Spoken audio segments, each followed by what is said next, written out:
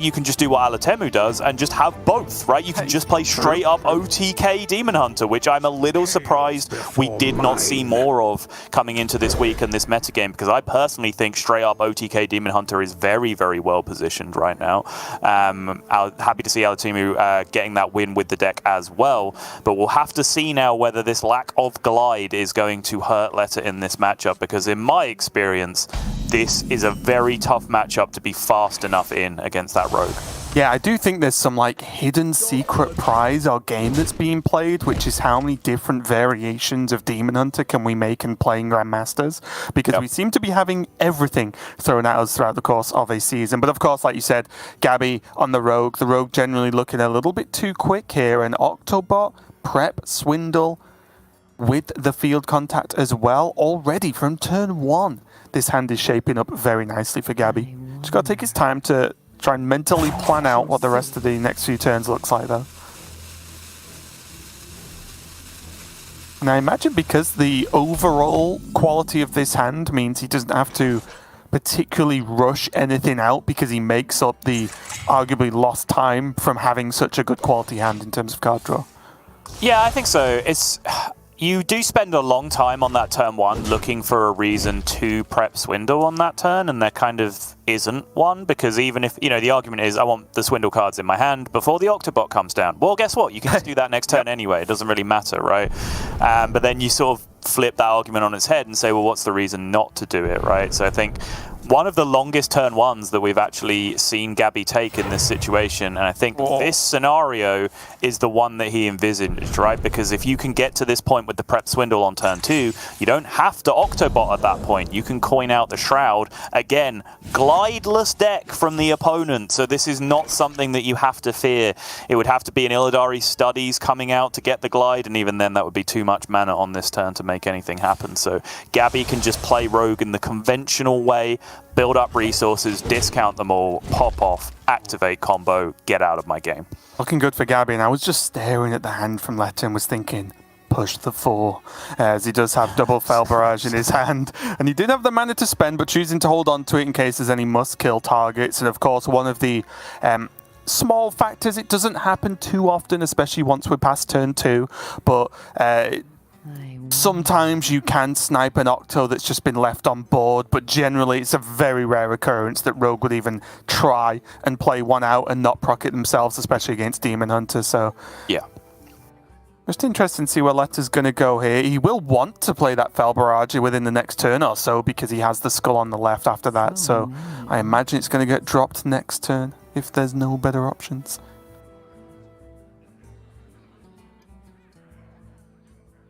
Gabby now taking his time again, and this is something that you can suffer from, is too much of a good thing. His hand's so good, he needs to use extra brain power to work out how broken a turn he can actually have at any given point. And I would imagine if Gabby is taking the time here, there's only a couple of small considerations that are coming through for this turn. Which activator to use on the Octobot, for example. But I think, pretty significantly, the Gordon is the better choice. But I think, honestly, what he's doing there is just with a very complex deck, taking his time to plan out what his next turn is. Exactly, what potential turn after that is as well. So that's what I mean, right? Because his hand is so powerful. It's not like, oh, I need to draw this to be able to do it. It's like, no, you've got more or less everything you need. It's just how you want to progress the game.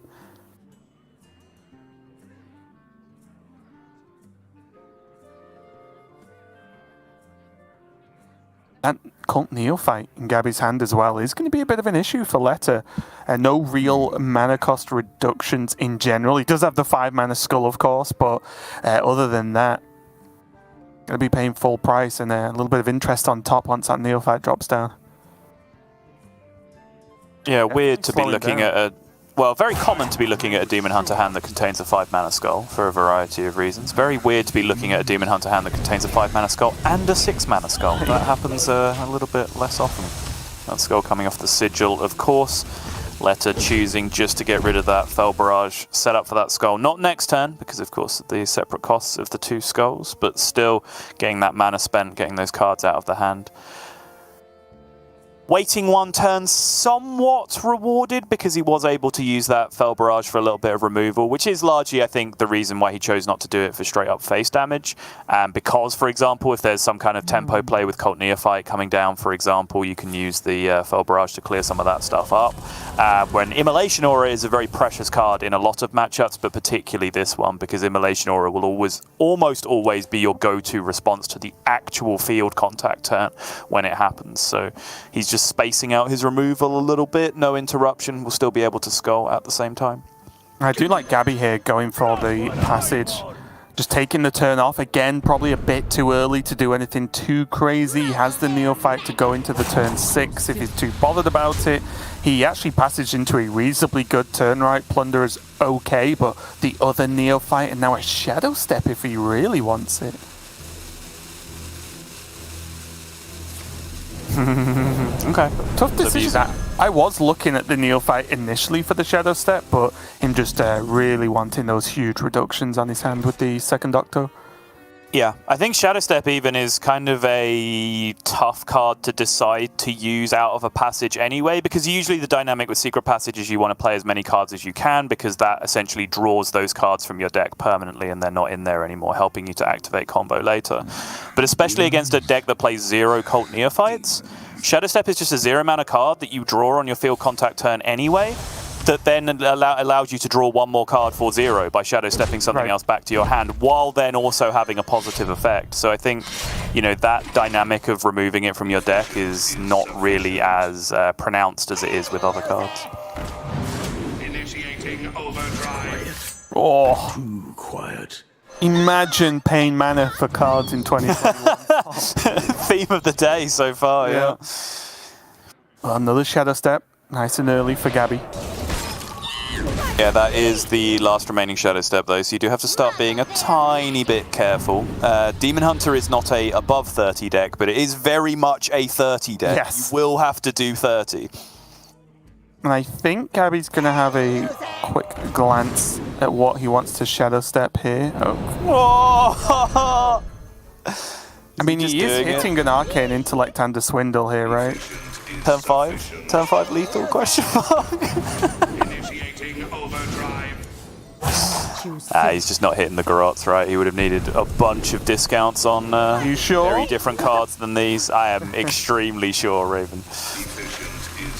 Got another Octo, the 8th one. One for each arm. Probably. Initiating overdrive. Got 4 cards left in the deck, double Garrote. 1 mana Arcane Intellect. A Secret Passage, because he'll have the mana if he really needs to manually play the Garrotes next turn. Yeah. Full board of 7 minions that needs to be cleared for 3 mana from the opponent. Demons. Demons. Doesn't feel great from Leta's side, does it? He clears this, but at what cost?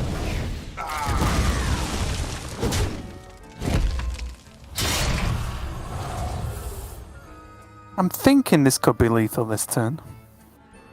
What is it though? Because so field contact and the 2 Garots are 5 already. There's no prep left remaining. You have to play the field contact.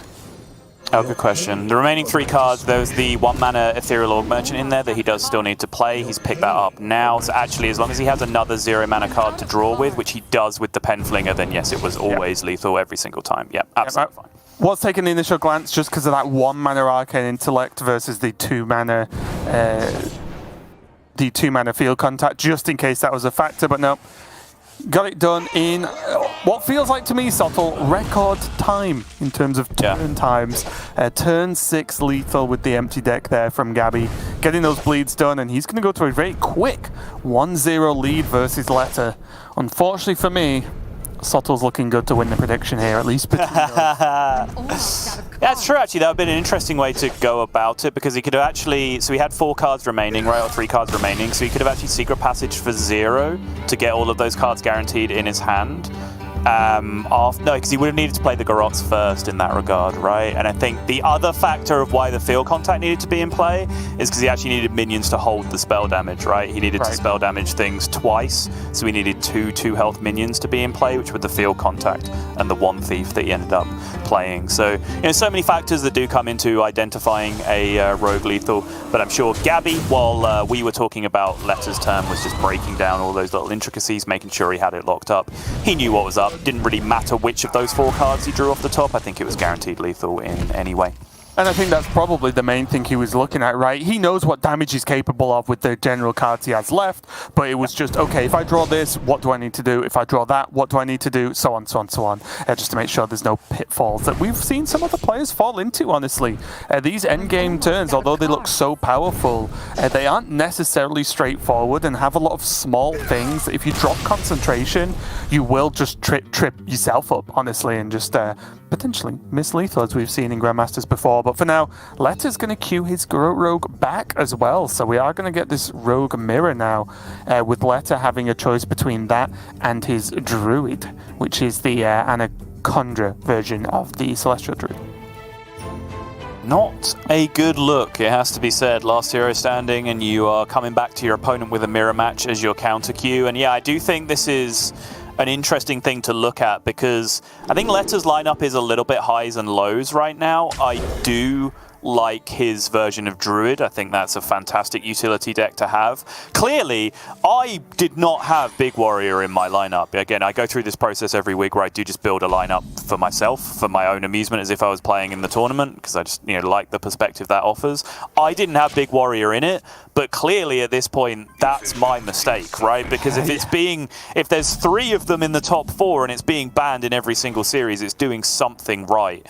So that's a tick in the column as well. But I do think Fell Demon Hunter is a bit of a whiff. I think it creates too many of these dynamics against the other best lineups where you are in a losing position because of your matchup against Rogue and other Druids with that Demon Hunter, right? With the lack of glide that you have, something that Alan, Casey, Bunny Hopper, etc. all managed to identify. And the thing is, I can understand the bring in general, because in last hero standing, if anyone's got 1 or 2 aggro decks left, you probably will just dumpster them, right? With a Fell Demon Hunter. So I understand the power, especially in this format. But yeah, I'd have to agree. I think. But the question then becomes: do you not do that anyway with Casey's Demon Hunter or with OTK Demon Hunter, while also playing the card Glide in your deck? I think that would be the biggest argument. Yeah. Basically, just put Glide in your deck. Yeah. To summarize. Kind of what we're saying. Both players keeping it even with the Octobot headbutt. Double Swindle. Okay. Not terrible. I think if you get a Swindle out of something like this on turn 4, you're feeling pretty good about life. Oh, especially when you're Swindle now, your Shadow Step. Yeah, that's the business right there. The Leta going to hit Gabby with the same this turn. He also has the Secret Passage option. His existing hand quality is significantly worse than Gabby's as well, so I would imagine that the Secret Passage is certainly coming out here. He's thinking Coin Passage, potentially? Okay, he's diverting. He's just playing heavy tempo this turn instead. Okay, fine. Okay, I can see it, right? With knowing Gabby's Shadow Step the Octo, if he just plays tempo into this, then he's just thinking, okay, I've just instantly become the aggressor because there's the double Octo proc available. But Gabby has a reasonable answer as well. Go Kazakus into, I didn't actually see, but I'm guessing 5-drop?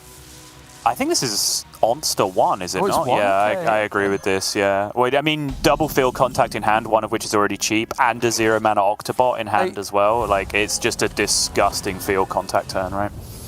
Yes. I guess I was more along the train of thought that it was already a very, very good field contact turn if he wanted it, and then the 5-cost Golem would give him an option to fight back against the tempo if he felt like he needed it. Well, these aren't great, especially considering Leta's the one with the board, so the fire sale isn't quite as nice as it can be in the matchup sometimes. If Gabby was offered a fire sale in this scenario, obviously it would look a little bit cleaner. I glanced away to look at deck list. This is a Secret Passage, right, that we're in at the moment with this hand? Yes, because he didn't Secret Passage last turn. Yeah, so evocation would not have been the option that he needed there. Unfortunately, that mechanic does not work in reverse, where you rip evocation inside a secret passage. Those cards do then go away at that point, as opposed to doing it the other way around, where you get to keep them.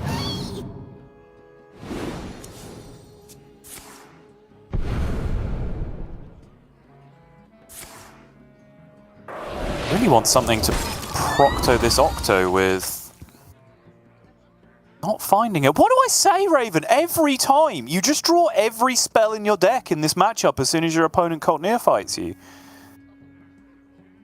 Tough right as well, because he did actually use the Brain Freeze on an enemy minion, and he could have procced the Octo with the Brain Freeze if he really wanted to. True. Yeah, that's fair. Gonna make it that little bit harder to cleanly kill here for Leta instead. Shooting Star wasn't a bad pickup either. Yeah, Shooting Star is sick here, especially alongside these prize plunderers. Be able to do a great deal of work. Does prep... water's not good enough, right? Or not consistent enough, should I say. I was looking at something really silly like prep water into the plunderers and Shooting Star. No, I think it's Flinger, Prep, Spell Damage, Shooting Star. If the spell damage is even required, using the Pen Flinger, you might actually be able to save the spell damage, which would be pretty cool. But no, I think he does actually end up having to use it. But now he can Shooting Star the Wand Thief, do the one last remaining damage with the Pen Flinger that he has, and then still coin to pick up the Pen Flinger again, and then replace it with a Prize Plunderer to one-shot the Octobot as well. Or do it this way around. Yeah. Those two. Dagger up and trade instead. Yep, sure. Preserves coin for 2 damage. Makes sense. Makes sense, yep. Really good turn there from Leta. Really good response. It did cost him most of his hand, of course, and that one spell damage proc with no Shadow Step means that he doesn't have that back in hand for now. But still, I think it was needed there from Leta, and Gabby now has to start again with a much worse hand, I think. Indeed. Penflinger is a fantastic draw, though, to be able to start clearing this up. Yeah, Prep Shroud, Penflinger again.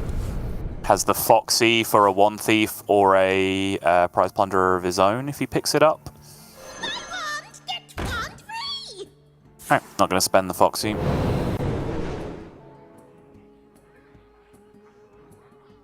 Combustion is decent. He gets the majority of the work done, right? Kills the Octo and the 2 Wand Thieves, and he can then trade in the Golem into the Plunderer. Yep. Or the spell damage, I guess. He probably would value killing spell damage more. Yeah, there you go.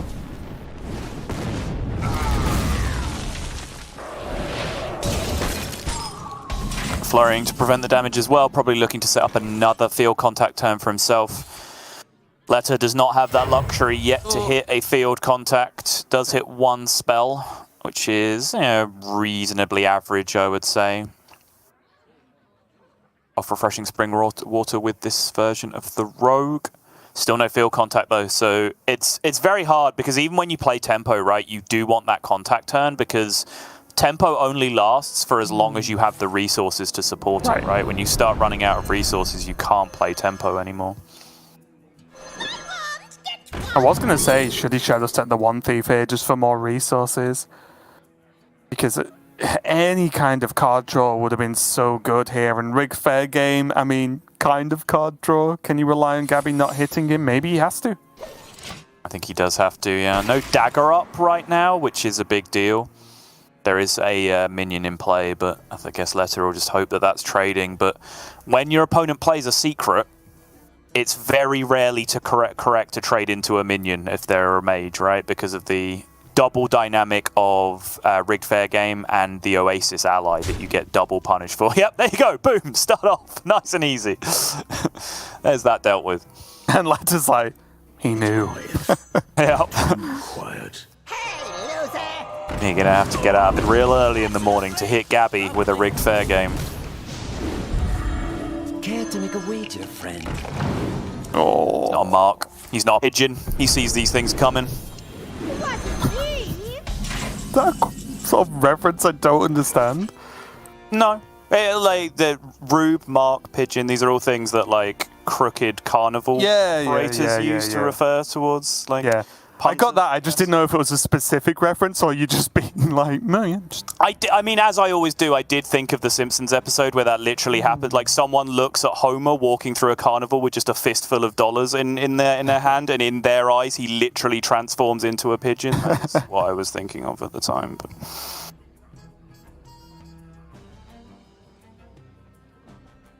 And it's just nothing without card draw, is it? Here for Leta.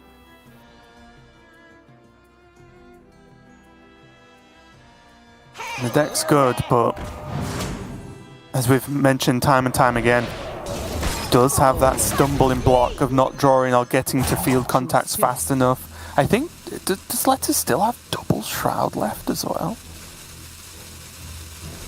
Yeah, Sure does. That's it. Double contact, double Shroud in bottom 15 is not really what you're looking for. Double Swindle as well.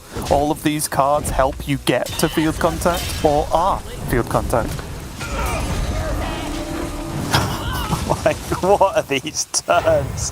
This is just the world's worst game of Zoo. That's what's happened this game from. It's like if this deck existed in 2014, this is what it would look like. Yeah, very true.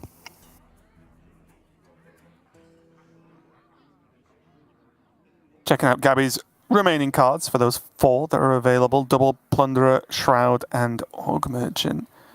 The problem now is, though, he is a no field contact gamer. So many. He is indeed.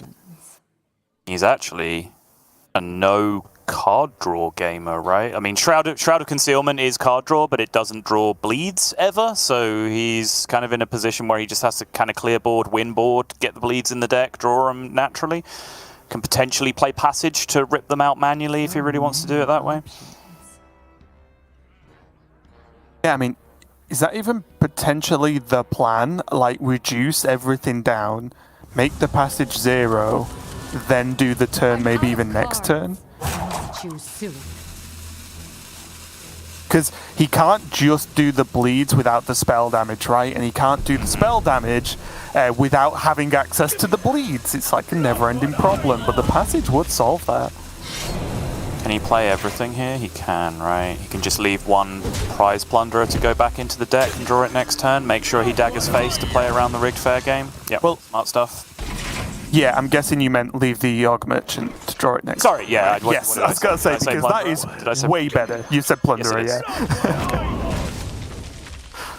He found one! Field contact here for Leta. He can actually play the game.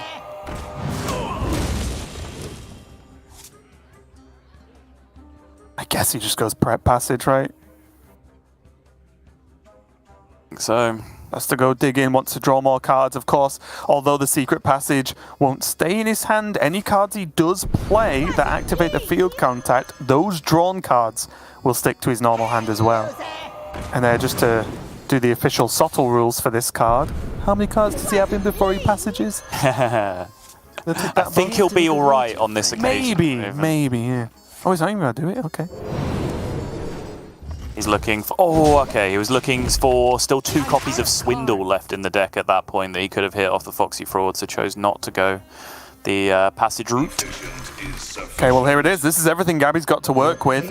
So he's going to proc. He's going to get spell damage active twice. He's going to try and play the 2 Garrotes, and then he can't draw. Nope. But he doesn't have the Passage. I apologize. He played last turn. Of course he did. Mm-hmm. So does he just have to load these up with triple spell damage? I think he won potentially different minions with spell damage on them, potentially, right? So, like, maybe play the Neophyte, get spell damage on the Neophyte as well to create multiple targets for your opponent to kill. Hard to say. Interesting as well, right? Because he could have put spell damage on the Neophyte and Org Merchant the Octo, for example, to give, as many layers of defense as possible. Yeah, he's just going to dunk this in, what's that, 10 damage from just the Garrote spells being played themselves? Yeah. Now Neophyte comes down, good. Org Merchant comes down, Penflinger comes down. So if spell damage is removed, there is now 12 damage left remaining in the deck. 1 more gets pushed here, 1 more gets pushed again next turn, which means if the board is cleared, Gabby is going to be 1 damage off. but It will also mean that big Leta's got one turn then to win the game, right? Yes. There's lifesteal. Deal 3.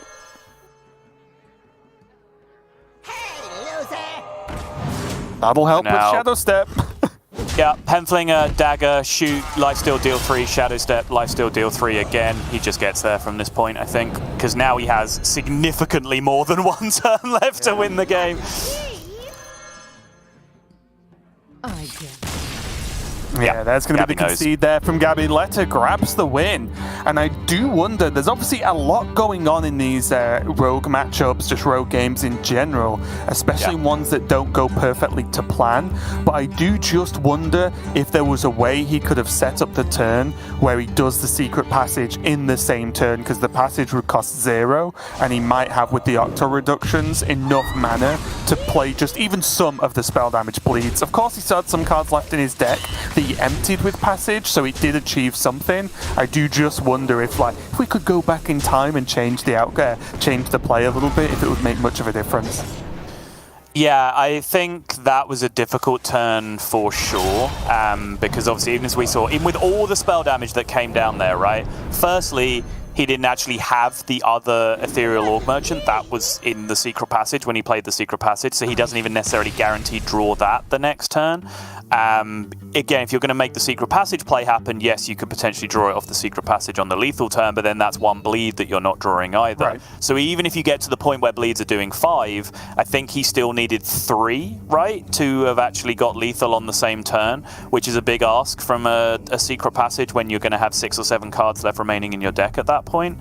But yeah, I think it was a really interesting game because one side had all the card draw and the other side had 0 card draw, right? Like Leta ended that game with 2 Shrouds, a Field Contact, and 2 Swindles still left remaining in his deck, I believe, whereas Gabby had none of that remaining. It's quite rare to see someone get into a super late game position like that with 0 card draw left remaining.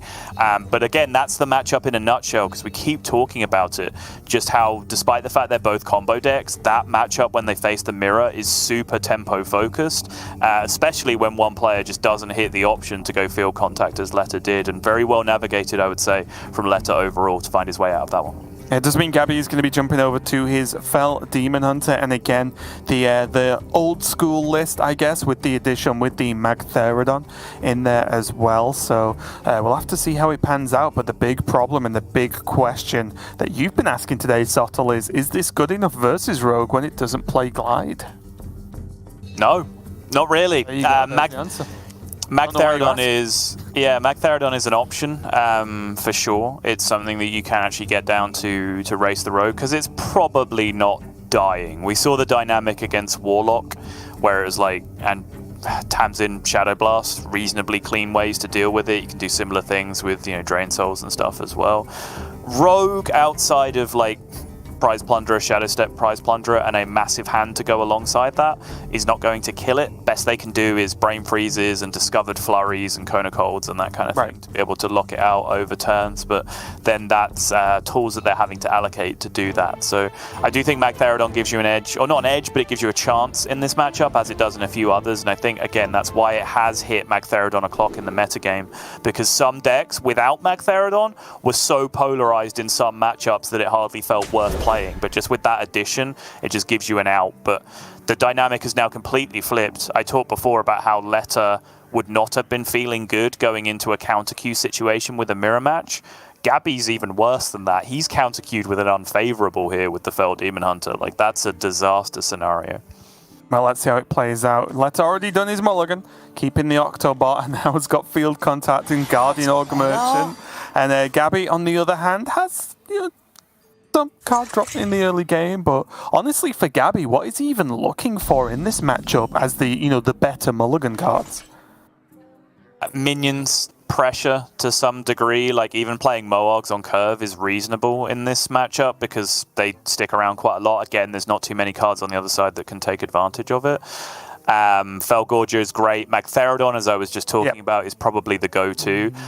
But outside of that, you want a smooth curve of minions into a skull, and then you want that skull to hit something game-winning with the discount is generally what you want to be going for.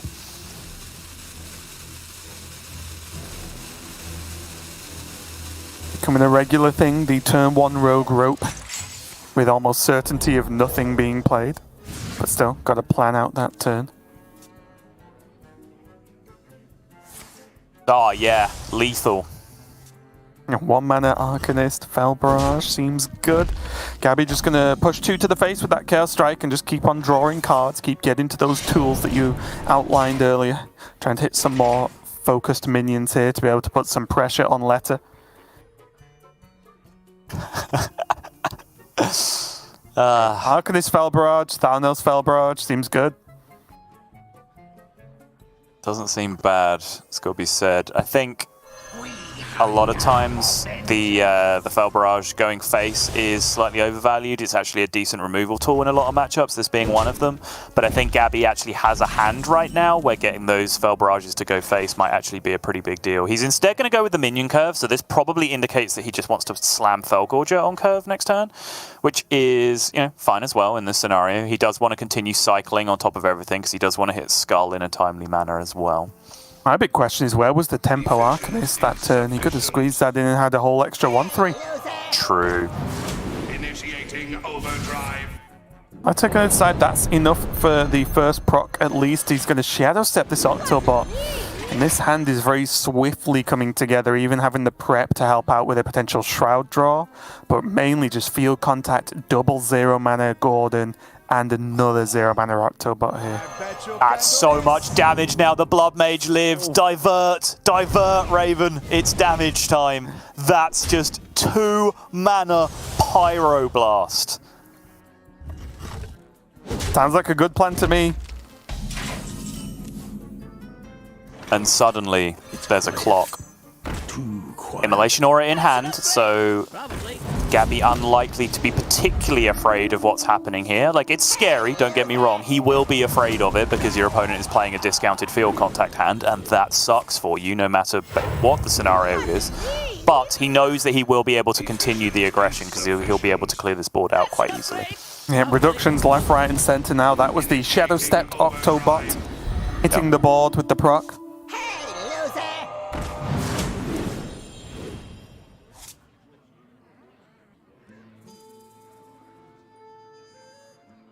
Care to make a wager, friend? Oh, okay. That's where you want to hit straight off, Foxy. Now has a few options here. Looks like he's going to go Brain Freeze. If he does that, he can't prep out the Shroud this turn at least. But still, he can do all this and follow up the hold and just be happy with that turn. I think that was a lot of cards drawn, a lot of decent targets for the Octo next turn.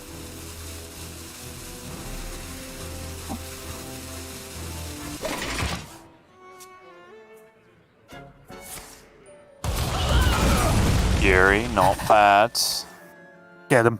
More damage, curves out.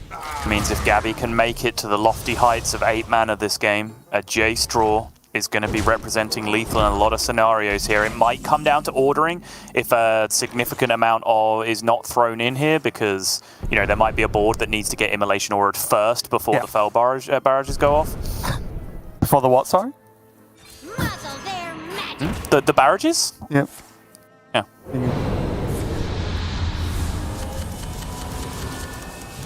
I'd say just going to start with the Neophyte, which generally will just help him out, slow down Gabby's approach, because he knows now, although you can't just expect to die next turn, he knows Gabby's just got one single plan, right, and it's max damage to face. This looks hilarious, the Plunderer Conga, I guess, going on there, but Leta just dumping cards, so he does have to accelerate his game plan. He's done a great job of drawing a ton of cards, but he does have to piece all that together and actually win the game, because you quite right, if this is not done in the next few turns for Leta, there is a big fear that Jace will just end it for him. Not going to get there though. He might get this turn if Leta has assessed this hand does not get there. It seems that he has assessed this hand does get there though, but there was a world where he had next turn to play Hearthstone, right? But he would need to get to 8 with this current hand to actually achieve lethal, and there was just no realistic world that was ever going to happen. Yeah, biggest problem was not being able to skull means he couldn't have skulled into Jace, for example, which is one of the way you really accelerate the game plan. Hang on a minute. He's I'm not hanging going on. this turn, right? Yeah, okay. That's fine. I was a little bit confused that the discounts were coming down this turn, but he's not contacting this turn, so he's chilling. So there will be the one more turn, but I think that's fine from Leta, because he recognizes the same dynamic that I was just talking about, right? Where he just needs to make sure he kills before 8. Yep, completely agree. And he still, I mean, he got Shadow Step for another Octo anyway, but he still discounted good minions for that last turn, right? So it's not like the discount was completely wasted. 2 0-mana Ethereals. Now as the Octobot back, of course, there's one Garrote there. And it's all looking pretty good for Leta. And most importantly, looking pretty good for me.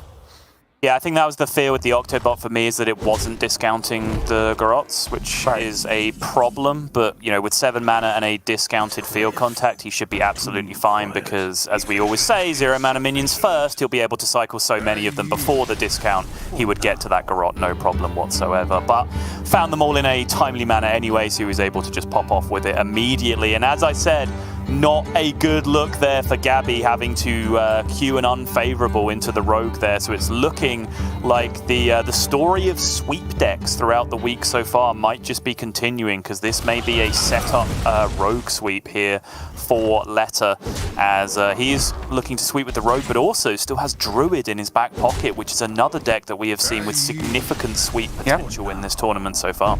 Speaking of Druid, that's what Gabby has left as well, and it is, I think, card for card the same list, unless I'm missing something. But the one claw machine in there is the new-ish factor to the list. Players having faith in claw machine effectively acts as an additional Anacondra to an extent anyway.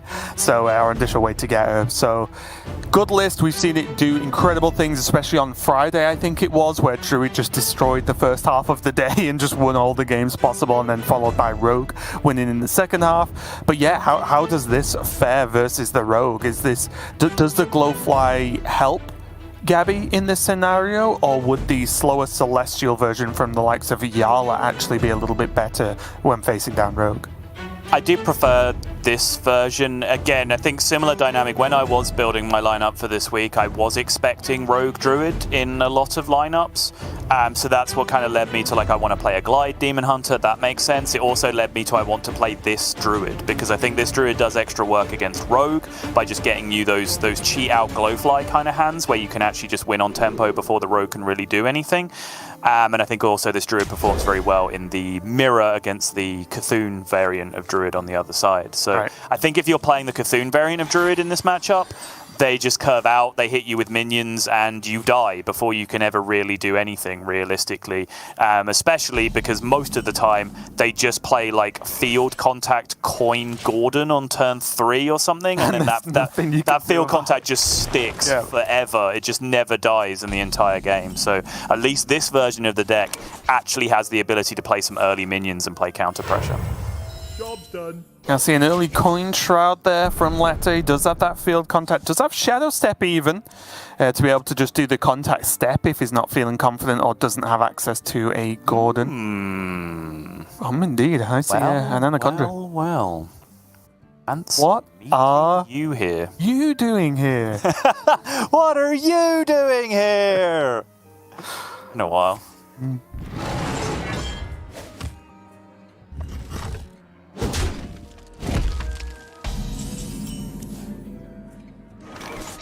Efficient is sufficient. Gonna be Octo Reduce here. Yeah. And similar to the field contact step options here, just obviously it's 1 mana more expensive, but also gets to reduce the whole hand. Now he's thinking, does he want to proc? He does. Doing it with spell damage as well. I think he was always going to proc, right? But I think that was the consideration. Plunderer or Ethel? What was going to be the proc? Because, you know, very rare that actually spell damage big combo just ends the game from a zero pressure situation, right? But I guess Prize Plunderer is very useful for counter swinging against Glowfly boards, for example, in that kind of situation. So I think that's what he's choosing to hold on to the Plunderers here and just saying, I'm going to win board, I'm going to have pressure, so I don't really need to worry about dealing like max combo damage through Solar Cenarian. But that is something that can come back to bite him if Solar Cenarian does become a factor in this game later on. And now Leta has, if he really wants to go for it, like contact, step, It's quiet. plunderer. Quiet. Yep. Give me that. Not what I And I think Gabby has had quite enough of this series of the way things have been going so far. The problem is as well, he used an innovate to sort of put forward this board of glowflies, which then will slow him down in getting to an Anaconda turn anyway. And it was a reasonable gambit, honestly, like getting the glowflies out. If there wasn't maybe exactly this hand from Leta, he would have been feeling a little bit more confident, but this is looking grim at best. It's grim at best. What is it at worst, Raven? Really grim. Yeah, that would be below on the scale. There you go. Checks out. And that's a fact.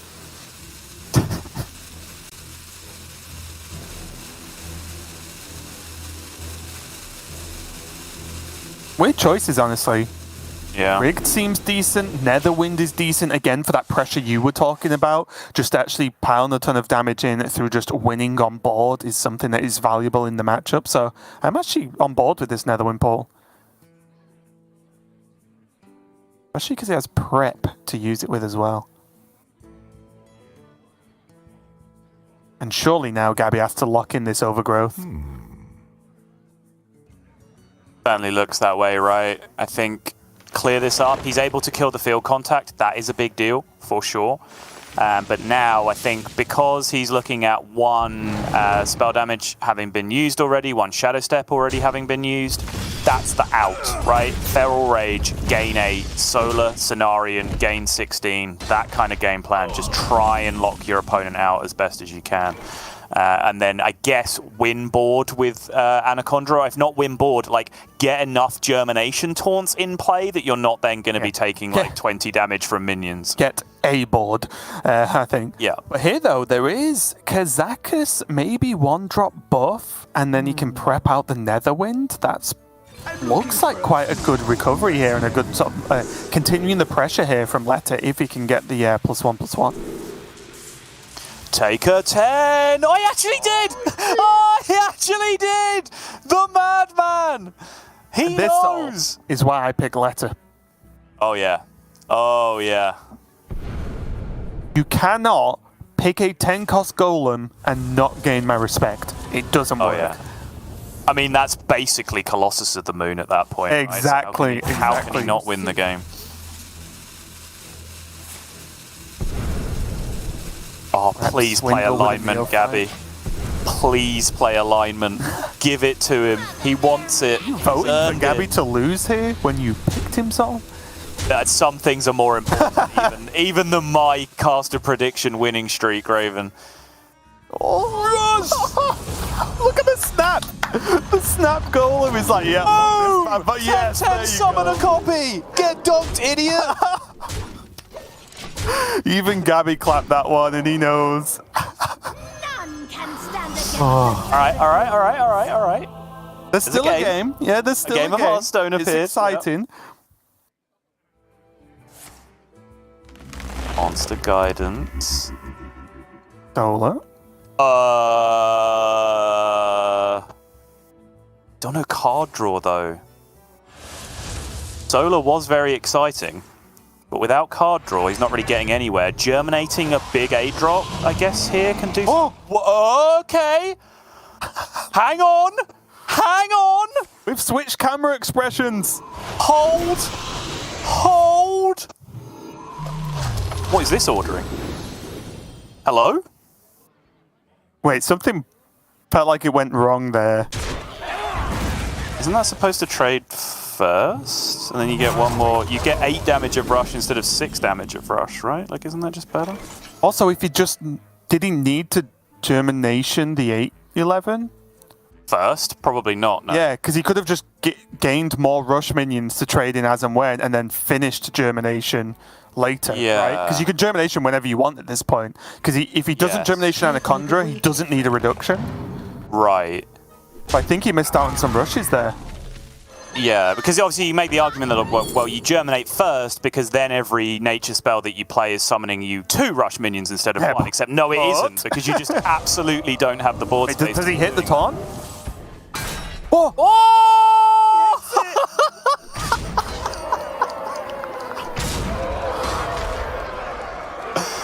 Wait, what? Wait, it's not lethal! What are you doing? What's happening? No!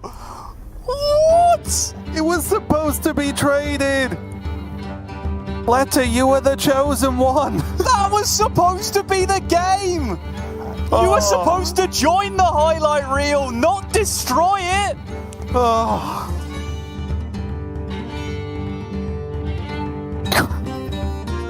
You never... Nothing! You never listen to Raven's picks, ever. What happened? Come on. It's not my fault. The golem was mana golem into alignment, and then everyone just threw back and forward. What a disaster of an ending. What could have been... I mean, I suppose it still was. I was going to say, what could have been one of the hypest endings to a game that we've seen in Grandmasters still kind of was. Like, on the tier list, right? On the valley of mediocrity, right? There's a valley in the middle. It's just like turgid, mediocre Hearthstone. That's the least enjoyable. Then there's a peak at the other end where it's like top-level, high-quality Hearthstone. That's where enjoyment peaks. But there's also a peak at the other side. Terrible Hearthstone.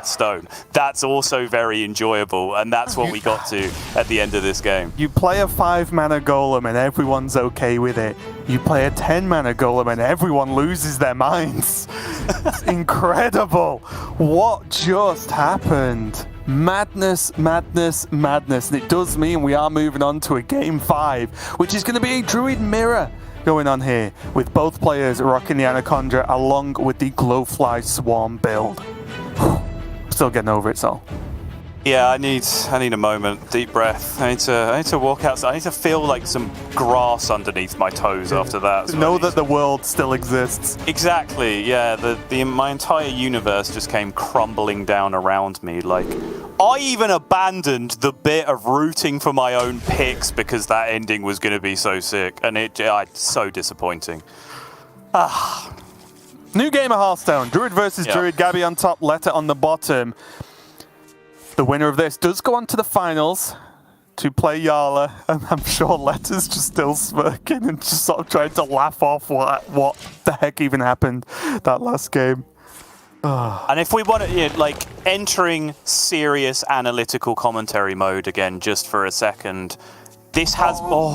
never mind. Why talk about anything? Straight out the window. All right, we'll get to a couple of things in due time. But firstly, this has just kind of been the story of Leta's GM career, right? Like, I think he's a very, very gifted player who knows how to do very, very high-level things, but sometimes just loses sight of the low-level things, right? And just does really stupid things here and there that throw away games. I think that is a persistent problem for Leta overall throughout Grandmasters. However, now getting to the Anaconda discard, that's a problem. Anaconda, that's a problem, but it's not an insurmountable problem because of the version of the deck that's being played, right? We can still just play Token Druid with this version of the deck, and it's very, very effective in the matchup overall. Yeah, and he does have access to Glowfly, has Arbor Ups as well. Leta did ramp with his own mana in the last turn, but has a much more meager looking hand compared to Gabby, at least right now. That's right. Gabby's having a good time. Do you remember 5 minutes ago? Gabby was not having a good time in this series. Now he is. Well, that's the best part. They were both just switching expressions back and forth throughout the last few turns of that game, and it was great. 1 minute, Leta was like, Pog, I get to just play double giants. And then Gabby's like, oh no, wait a minute, I get to do this turn. And Leta's like, wait, why did he get to do a great turn? And then it just kept on going. All right. First Glowfly comes down. Oh, Solar Armor to finish it off. Oh, no. Oh, no, not like this, Raven.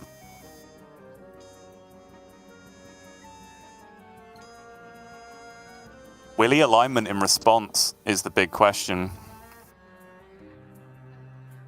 I go back to your statement a little bit earlier on.